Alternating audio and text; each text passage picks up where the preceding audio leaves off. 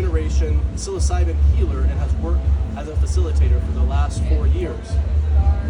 Decriminalize Nature is a nationwide organization that seeks to decriminalize natural entheogenic substances and promote safe access to these substances for healing and spiritual purposes. We are here so that you are allowed to explore your consciousness in any way you want. It is a basic human right, and the government should not tell you how to get intact with your, to interact with your consciousness or send you to jail for it. So let's start with the questions. And everybody give a round of applause for Chloe West and Melania Armenta. So why is decriminalizing versus legalizing natural medicinal substances the better option? And why is this differentiation so important? Is that for me? That's for either. Okay. Hi everyone. Thank you so much for coming and being willing to listen to something that's very important. So the reason why decriminalizing is better than legalization is the capitalization of medicine, and it becoming an industry is something that I think that would essentially be a wrong turn for the whole idea of why this is important. I mean, nature provides, and so why do we need to make that into an industry when it's so available out in nature? And so I think that that's my quick answer as far as like why it's better for us to lean into decriminalization versus legalization. Because if it's decriminalized, it could just be something as small as just a citation, or a warning if you are found with a large quantity of it. And legalization would then just, invite investors to come in and monopolize an industry that is so needed right now within mental health and other realms of healthcare. So that's my answer. Thank you for being here. And just to add to that, our purpose and mission at Decriminalize Nature Georgia is to allow people equitable access to grow, gather, and share entheogens. And with that, people can use these things for healing purposes, for spiritual purposes, or just for fun without pharmaceutical companies or the government having any type of regulation over our use and access to these substances. So, yeah. Chloe, what are the positive effects of entheogenic substances on the brain? So there are a lot of positive influences of entheogens on the brain. They have been implemented in the treatment of depression, anxiety, PTSD, OCD, anorexia, and I'm sure I'm missing some other things as well. And you might be thinking, how is this possible? How can one substance or group of substances be responsible for treating all of these various mental illnesses? And it looks like they all stem from a rigidity in the brain, so rigid negative thoughts that we have as adults that are hard to let go of.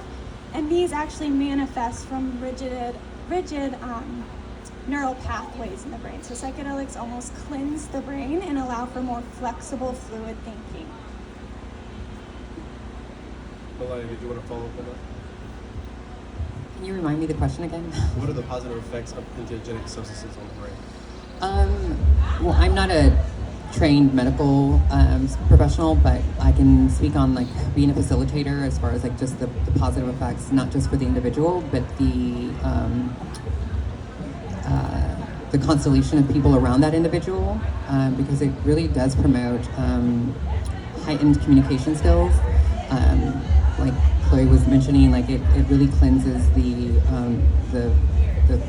cognitive palette of the individual, and so with that frees up new ways and expression and new ways to see the connections within their constellation, their family members, their friends, their coworkers or peers. And so I think that ends up really creating a sense of freedom and creativity. And so since I am an art advocate, I notice how people end up leaning into their own creativity. And so I think that that's something that's very unique and interesting and is a positive effect for society as a whole, because once that person goes out into the world and is wanting to be more creative, it just self-pollinates. I mean, people being around a creative, you want to be more creative. And so I think that overall it's a very positive effect for society as a whole. And so yeah, that's my answer. Melania, how would decriminalizing entheogenic medicines impact your practice as a psilocybin healer? I think that it would impact it in the sense that I could really maybe openly hold workshops. I mean, and also maybe like help families be facilitators for their young ones. I think that in decriminalizing it, it would make me not feel so guilty in doing it. I mean, I do want to do right by society, but at the same time, when society isn't showing up for us for the better and leaning into factual data, it really creates this conflicting inner narrative within myself. But decriminalizing it would make me feel like I am doing the right thing when it comes to patriarchal infrastructure of law and stuff. But for me, it would definitely invite me to actually be more forthcoming and having seminars and like being open with it a little bit more. So yeah, I think it would definitely, kind of just grow my practice. Right now, I only do pro bono work for people that have severe cases of, whether it's depression or any kind of other illnesses that Chloe highlighted. And it's a case-by-case basis. I don't necessarily open it up to anyone and everyone because I think that these should be respected. And I think there's a lot of misconception about people just doing it for any frivolous reason. I think it should be respected. And I think that since my great uncle introduced it to me back in 2004, it's taken me a very long time to actually realize what it was and that it is medicine. And so, yeah. Did you want to follow up on decriminalizing entheogenic medicines as an impact on your own practice? Not necessarily as a healer, but as a neuroscientist? Sure, yeah. So as a scientist, it's hard to get people into the lab. There's a lot of stigma around psychedelics. And with decriminalization, that gets more people access to these substances, empowers people to talk about these substances, and gives us more data so we can better understand ourselves and the impact that they have on our healing and on our consciousness. And I did want to add a little bit more on my first part, talking about the impact on the brain. Because when you're in a negative space, depression or anxiety or whatever it is, your perception is warped by that depression and anxiety. What you are experiencing and how you perceive it are two different things. And psychedelics really are removing that filter of depression and anxiety, and it's incredible how it changes the way that you take in what could have been the same stimulus in such a more positive way. You actually answered the next question. So, Chloe, another question for you. What is the biggest barrier to achieving widespread acceptance of natural medicinal substances as a legitimate treatment option? I think the biggest barrier is misinformation. For a long time, inaccurate things were taught in medical settings as scientific fact. And so right now we're working on just educating people. And I think a big part of that is just being empowered to speak openly about these substances and breaking the stigma and showing people that everyday working successful people are the people that are using these substances, and it's not something that causes brain damage or whatever these misinformation things are. But yeah. So I really like this perspective of seeing entheogenic substances as medicinal and as a way to heal, as a tonic rather than a toxin in our bodies. What got you guys interested in medicinal substances, and how have you seen them used effectively in therapeutic settings? Maybe it's a question more for Melania. It was my family. I was in rural Mexico. My family's from Guerrero, which is southwest Mexico, and it was out of necessity. I was very, very sick. They had taken me to several medical doctors, and finally they brought in my great uncle, which is my grandmother's brother, and he was doing his thing. And remind me the question so I can make sure to be more concise. So it's a two-part question. So let's start with the first one. What got you interested? What inspired your interest? So it was my family that sparked my interest because almost by necessity, right? Out of necessity, and it was an instant recalibration of focusing on my own well-being. And then the second part question.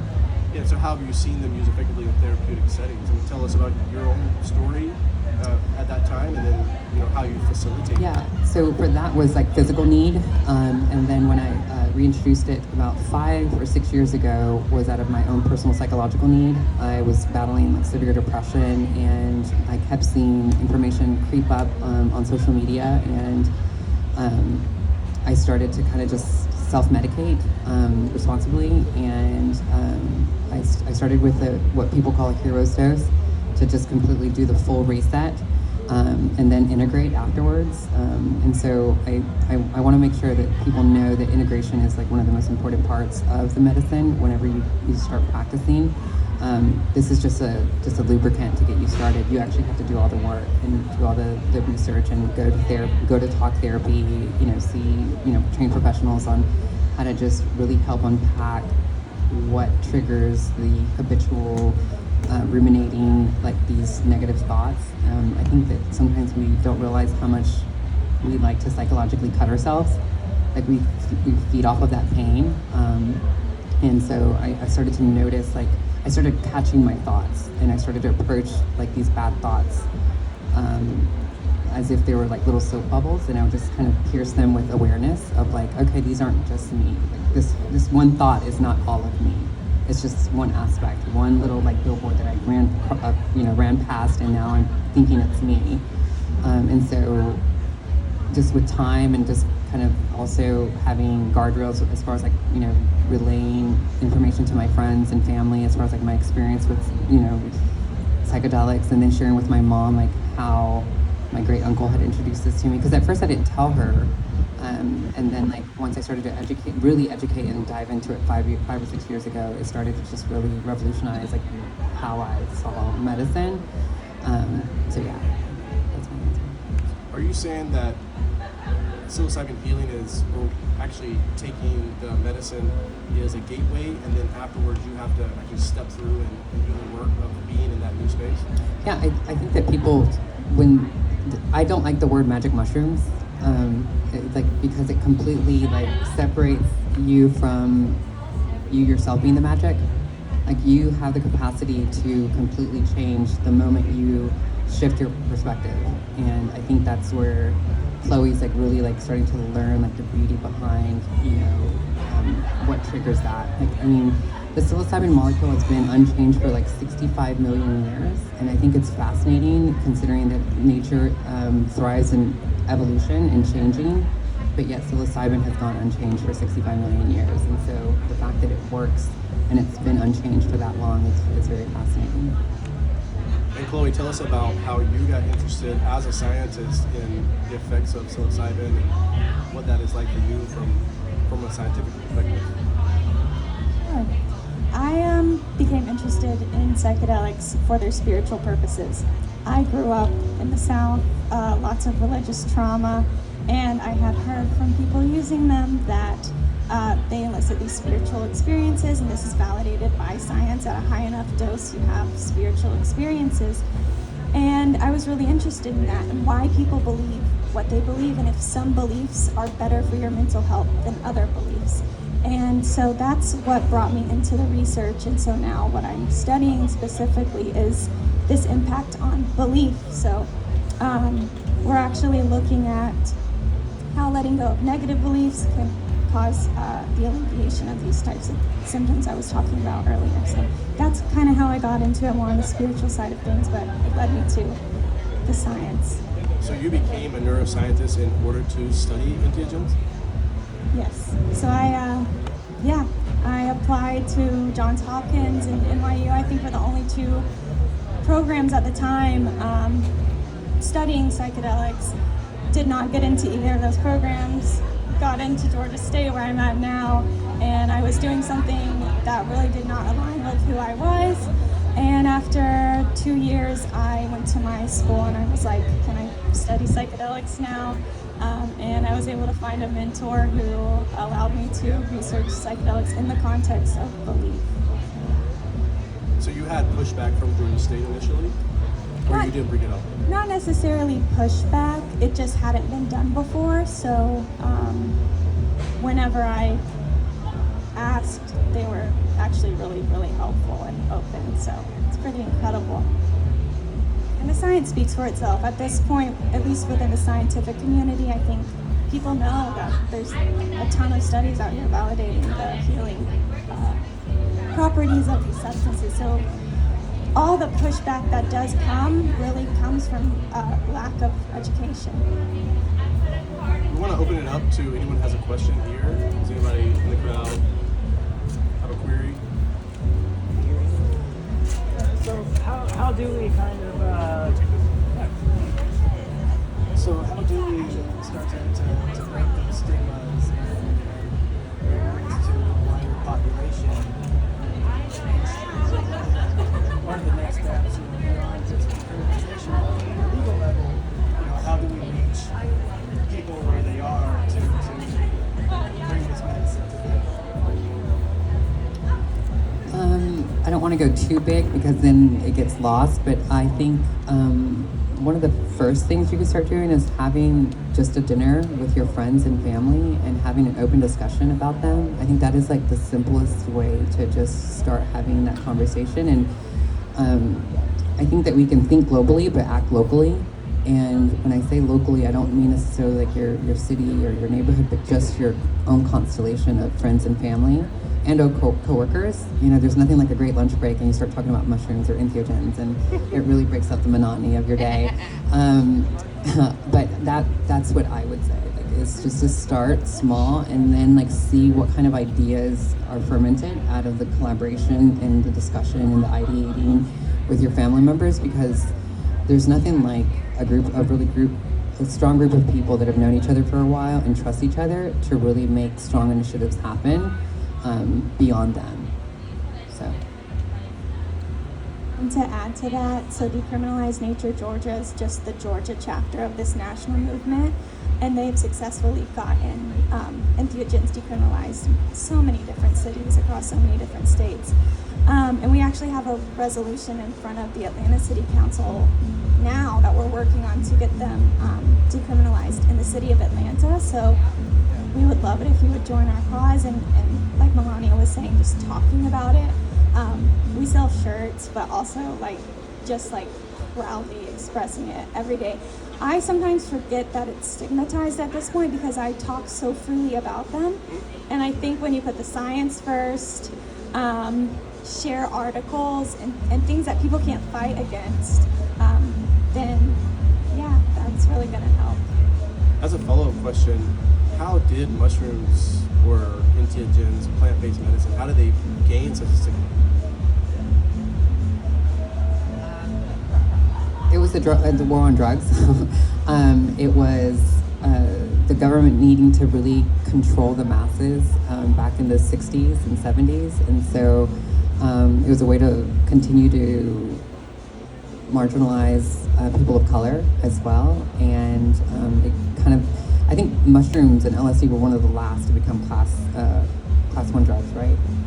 I think it was one of the last, but it was just like a desperate attempt from the system, the archaic system, to just to continue to control people. I mean, there was already robust studies and journals that really highlighted entheogens as a powerful treatment for mental health and other stuff. So I think it was just part of our good old boy system that unfortunately made it illegal, and it just takes one generation to completely forget so much great wisdom. Did you want to also contribute, Chloe? I'm thinking I'm getting something from Stephanie over here, but psychedelics allow you to explore your mind and realize your potential. And there are some people that don't want you to do that in this world, unfortunately. So. Would you want to? I grew up Christian too. You said your main question is, are some beliefs better for our mental health? And maybe it's an opinionated kind of answer you might give, but do you believe that some beliefs are better for our mental health? I do, yes. So, religious speaking, I think especially in my experience growing up in evangelism, I was just instilled with this fear of God. And with psychedelics, there's this pattern of belief that emerges that's God is love. I think having that concept of God as being something that is love over something that is fear can make a huge difference in someone's mental health. So yeah. Give it up for love, y'all. Anybody else have a question? I'll do a question. Too loud. What's your outlook in the future? You know, do you see it going in the right way, in the right direction, and how do you see it as manifesting? You know, are there healers on every block, or what do you guys think? I think I alluded to this earlier, where I'm a strategic optimist, and I feel like art is my vessel in which I achieve that goal of like world harmony. But I think that right now, like our current intergenerations that are being exposed to the education behind the power of entheogens, the regenerative power of it. And I think that within 2 generations, I'm hoping to see family members facilitating for their loved ones and being educated enough. It's just like your parent giving you your first drink, like allow your parent to give you your first journey, and really like unpacking it. And I think that we will start to remember that love power and not leaning into fear. And yeah, that's simple for me.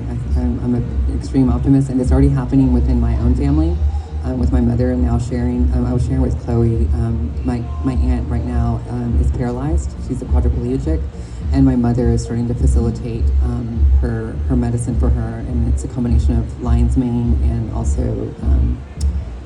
psilocybin mushrooms, and so just to kind of reset her nervous system and seeing what happens over time. So I think it starts with whether it's chosen family or your related family. I would like to say I think the future is so bright, and I did not always believe that. So I think mushrooms are a fungi, and this love that you experience when you do them is going to spread in that same way. So I think the more people that do them, it's just going to continue spreading and flourishing, and I can't wait for the future. Any other questions? Will, do you have any questions? I could probably throw some up.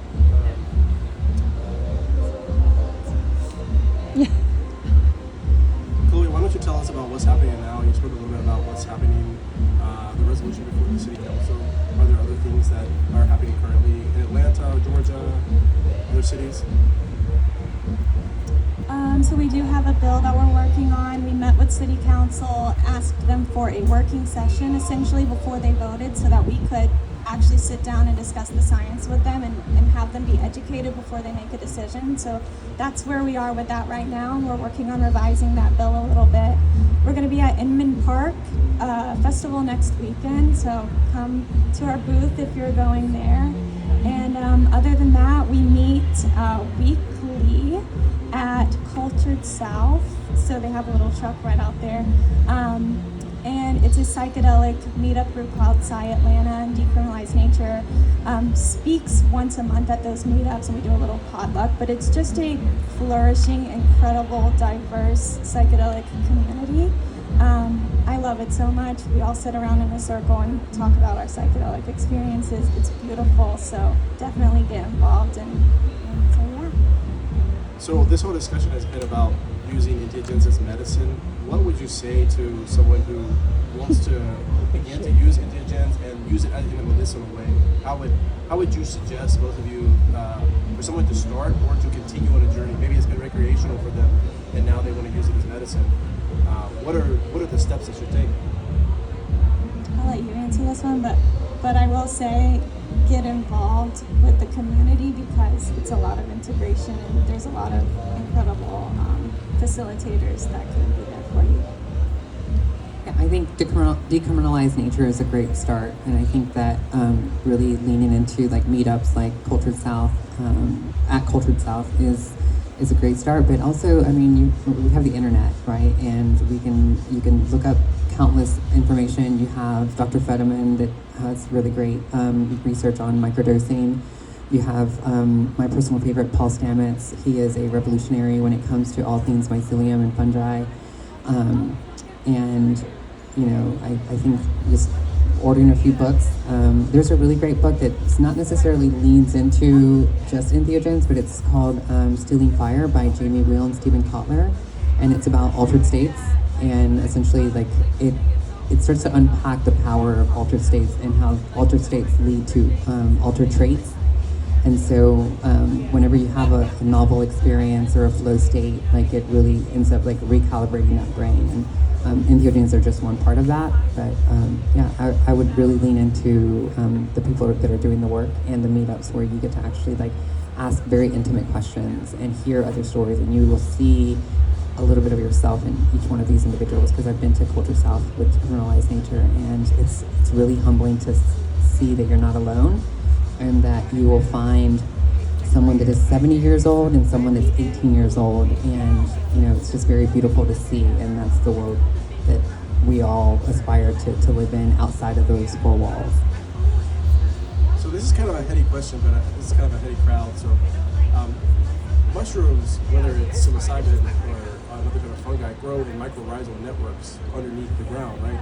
So how, it seems like mycorrhizal networks are integrating with everything below us, right? So you think that that has some type of impact on what psilocybin or other type of entheogens, the effects on your brain? Ask that again? That was Did you guys heady. understand me? So mycorrhizal networks are everywhere, right? Right. Underneath the earth.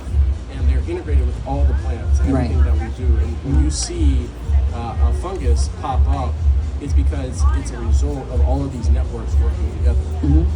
Do you see, by using entheogens in a medicinal way, do you see that helping us to make more connections within the community? Because you guys were just talking about community. Yes. Is that better put? Yes, that is.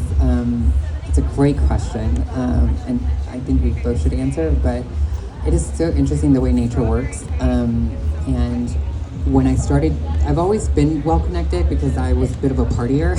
So any kind of social event, I was there.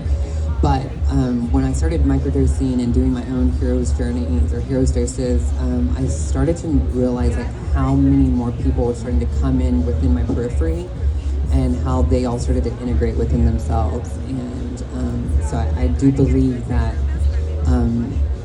I think it's maybe goes back to the communication aspect of it, like where it starts to heighten your communication skills, and so you're able to articulate things that and have the courage to articulate things that you may not have been able to do before, and so then it draws more people towards you because then you've like piqued a curiosity within them.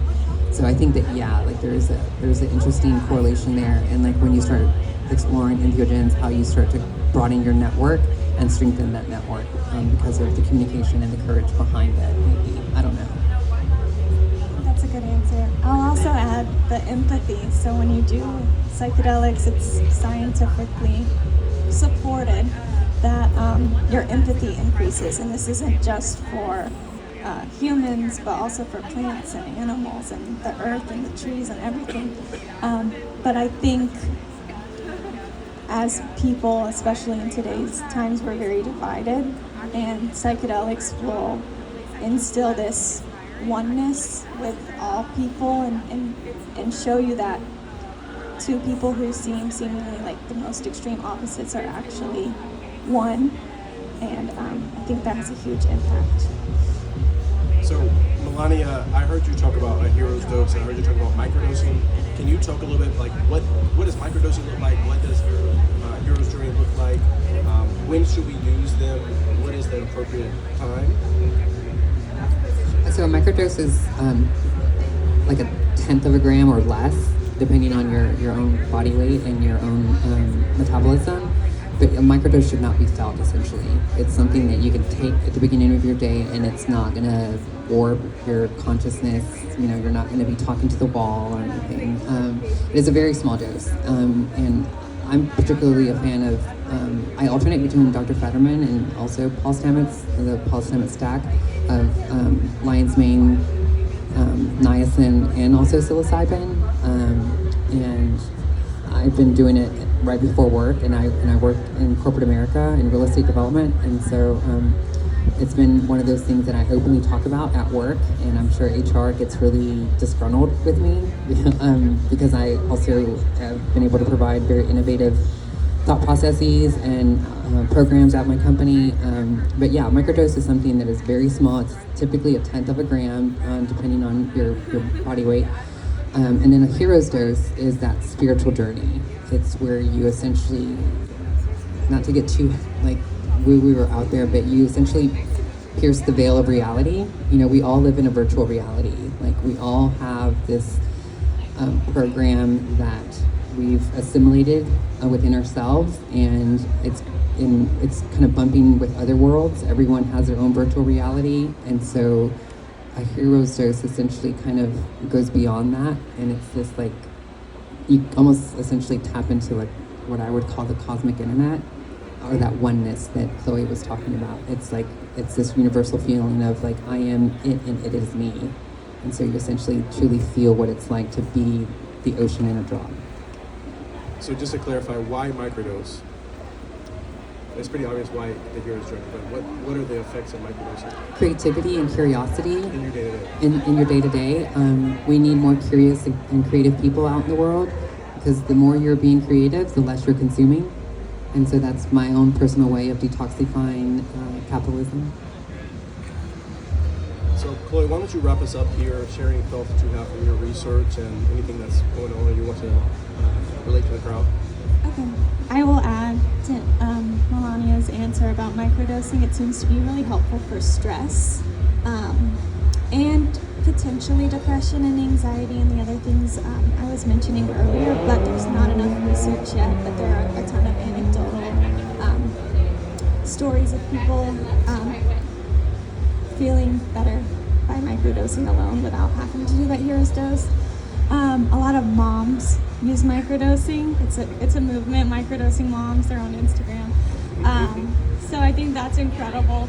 I think destigmatizing microdosing is probably happening ahead of the full psychedelic experience, but I do believe that the full psychedelic experience really allows you to get to the root of some of those things and let go of them.